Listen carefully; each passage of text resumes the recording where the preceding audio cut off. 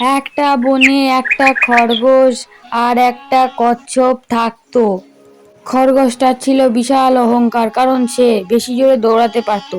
তাই সে কচ্ছপকে বলল, শোনো, কালকে একটা দৌড় প্রতিযোগিতা হবে আমার সঙ্গে, ওই বড় বটগাছ তলা পর্যন্ত। পরের দিন দৌড় প্রতিযোগিতা হলো। খরগোশ লাফিয়ে লাফিয়ে আগে চলে গেল এবং কচ্ছপ পিছনে পড়ে গেল।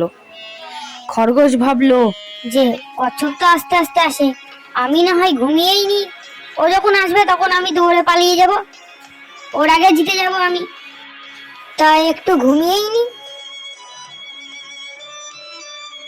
এদিকে কচ্ছপ এগিয়ে যেতে থাকে তার গন্তব্যের দিকে।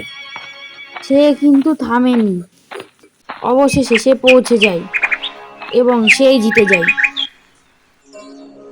এদিকে খরগোশ ভাবছে কচ্ছপ বোধহয় এখনো আসেনি, তাই সে দৌড়াতে লাগলো এবং যখন সে তার গন্তব্যের দিকে গেল তখন সে দেখলো তার আগেই কচ্ছপটা চলে এসছে এবং সে জিতে গেছে।